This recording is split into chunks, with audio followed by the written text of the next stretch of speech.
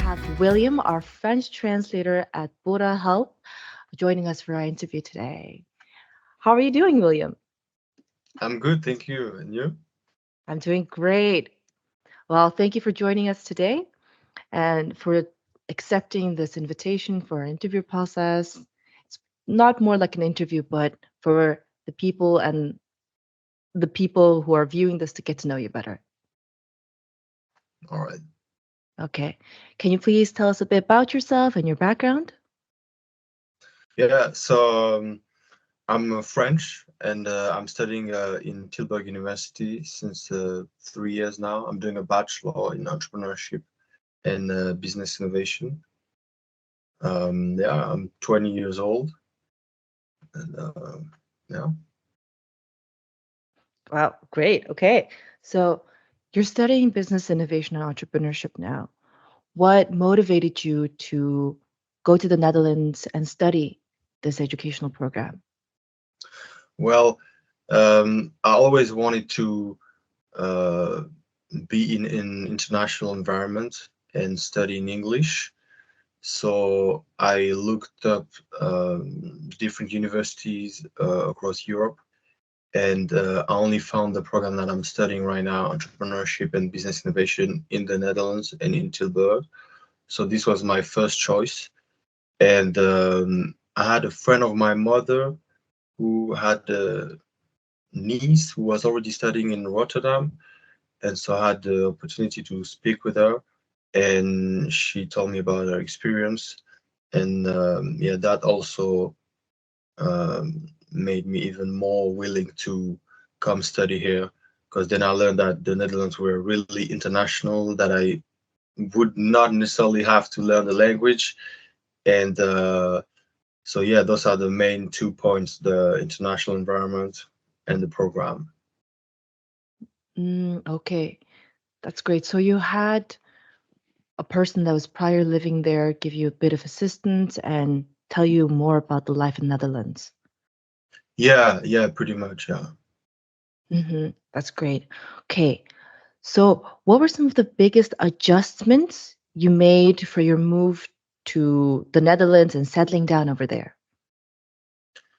Well, I think the housing process was the most difficult adjustment, because I wasn't expecting to uh, kind of struggle that much.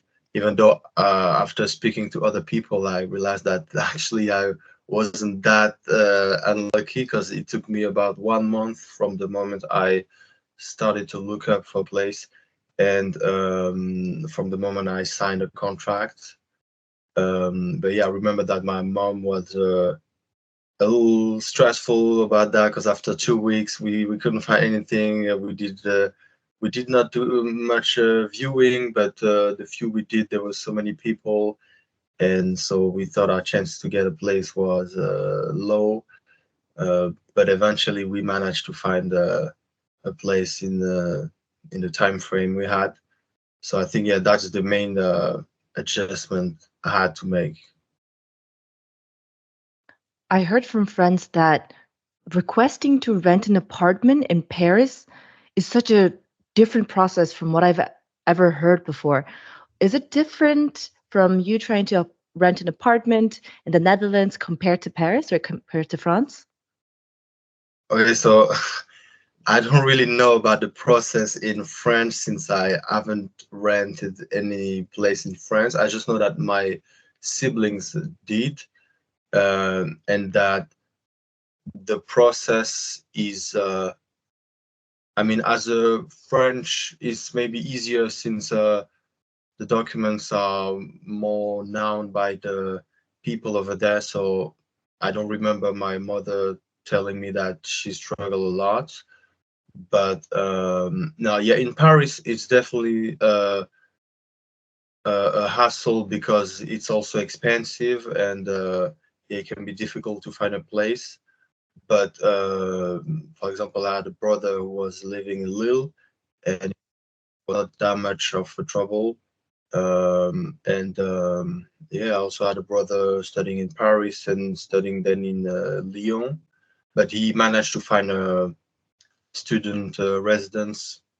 So yeah, I can't really judge by myself since I haven't been in the process, but from what I've heard, it might be a little easier. Yeah.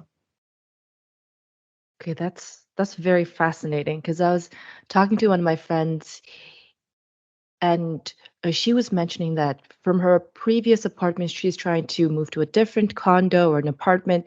And there's like so many bureaucratic processes and steps she had to do. She had to show her payment of 6 months. She had to get a reference letter, a recommendation letter from her current landlord to give to her next landlord. So there were so many processes that were happening, and she was very confused and like stressed out about it. Okay. And in which country was that? Oh, she was in Paris. Ah, in France. Okay. Yeah. So that's why that just came to mind with the housing crisis and everything. Yeah, I think I mean, as a foreigner coming to France, it might be a hassle because yeah, the bureaucracy in France is can be a little overwhelming, let's say, or time consuming. That sometimes they are a little slow in that Mhm. regard. But when you're French, yeah, you kind of used to it already. So yeah, I understand. Okay, how do you feel as a French person? Does navigating bureaucracy still very difficult for you, or has it become easier over time? um, yeah, I'd say it became a little easier since I got used to it and I spoke to people. But yeah, in the beginning, it was not that easy. But speaking to people helped me because, for example, I had a side job, and so I had it for a few months. And after I received a letter saying that once you are employed, even if it's partial time, then you need to take an insurance, a mandatory basic health insurance. Mhm. So then I started looking up for insurance, but there was many, so I didn't really know which one I had to take. I compared the price and whatever, and I didn't even really need it since I'm already insured in France. I have the European health insurance card, so I just had to take it for the sake of taking it. And yeah, thankfully, I uh, I saw that the government subsidized this insurance. I mean, they give an allowance to people who make less than 30,000 euro per year. So I could benefit from that. And yeah, still now I get that allowance. Yeah. Wow, that's amazing. Must be nice.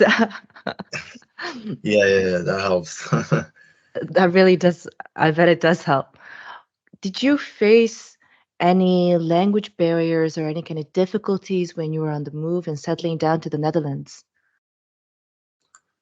uh, Language barrier, I wouldn't say so since everybody speaks English here. Uh, but yeah, maybe some administrative issue like the health insurance.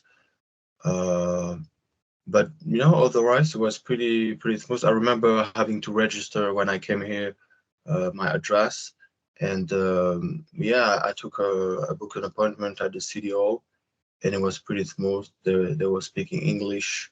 So in that regard, no, I didn't have that much of a hassle.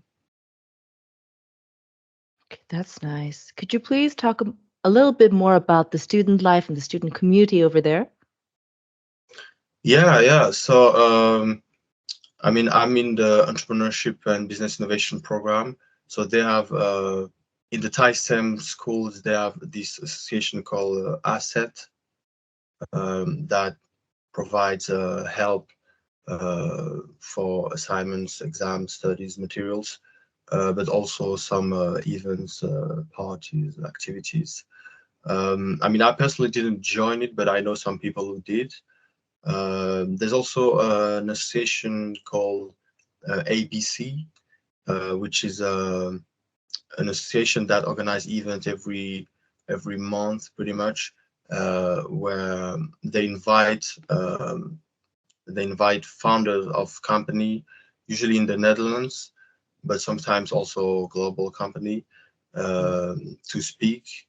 And yeah, it's pretty good to attend those events in my program because those are like real entrepreneur who made who like undertook entrepreneurial journey. But yeah, besides that, there are many different associations in Tilburg for every type. Like I personally joined the African Association this year. Also ESN, which is the International Erasmus Network Association. So yeah, I mean, I think there's a association for everybody, for every needs. I found the one that I was attracted to and that I liked. But yeah, the student life in Tilburg is good. It's not.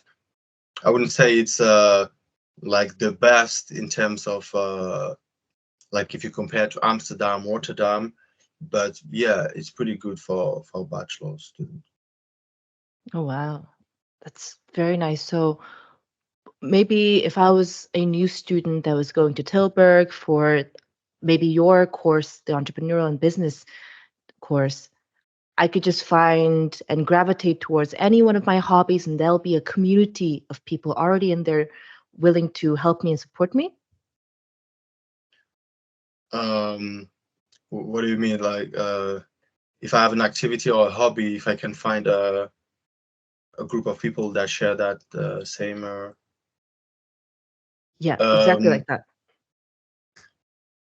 yeah, pretty much. Maybe not every hobby, but for example, they have the sports center, which is a really great place because you just pay a membership fee for the year or for 6 months, and you can access the gym and many activities, many sports like football, futsal, boxing, squash, tennis, handball, lots of activities. And yeah, there you can. There's also the sports association. So there you can find people that share similar hobbies. Um, so yeah, I'd say yeah, you can definitely find people, a group of people, even if they are not necessarily an association. If you go if you go towards the activities that you like and the hobbies, you'll definitely find people that share common interests with you. Amazing. So by the end of my program, I would have my diploma and I would be an athlete. So it's a win-win situation. Yeah, yeah, 100%. Yeah. That's amazing. Well, William, how many languages do you speak? I mean, I speak French as a native. I speak English fluently, and I understand Spanish, but I don't speak it much. I used to, because I went to Peru in 2019 for 2 months, and I learned Spanish quite a bit over there, but then I didn't practice that much afterwards. So I kind of lost it a little bit. But yeah, I can understand it pretty well because I still remember quite some words, and there's a lot of common words with French as well. So yeah. Mhm. It's amazing. Okay, you know all of these languages. And what made you or what inspired you to contribute these skills with Burohelp and be a part of our mission? Well, when I first saw the email about Burohelp, I thought, yeah, that could be a great opportunity to help people and to make some money on the side by using my native language. So really a skill that I master very well. And at first, actually, I really thought it was just a translation job in very basic form. But then after speaking with you, I learned that it was much more than that. It was more about helping people uh, getting included in the community here and integrated when they first come here, and they might not not be very comfortable, or they might not know where to go. So yeah, I like this vision, and yeah, I thought it would be great to contribute to that. That's amazing. How, from your estimate, are there many people, French-speaking community in the Netherlands? Um, at first, like my first year or second year, I didn't think there were that much, but I feel like the more I'm moving forward in my program, the more I meet French-speaking people. Uh, so I haven't met that many French people, but French-speaking, I did.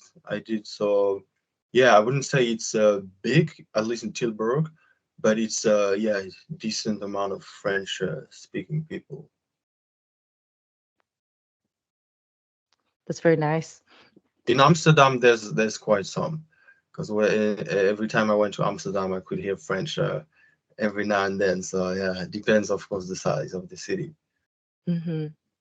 And with the wonderful assistance of William, our Burohelp is not just going to be helping the French community in the Netherlands. It's going to be expanding to the entirety of Europe, and we're in contact of expanding it to other places as well. We're trying to make it global. So if all the French contributions are made with William, and we want to thank William for assisting everyone that are moving around and trying to settle into a new country and settling and trying to make a new home. Thank you for that, William. You're welcome. William, do you have any last remarks? No, well, I'm really glad to be part of that community and being able to help future students settling in the Netherlands.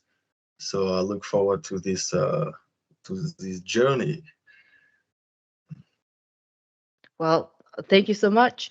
And could you please mention your social contact, so maybe perhaps the viewers over here know where to get in contact with you?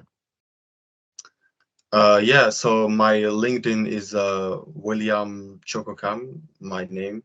So William and then Tchokokam.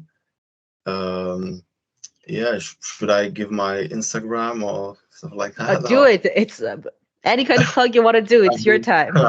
I mean, if you want to connect on Instagram, you can follow me at William.yz7, and yeah, that's it.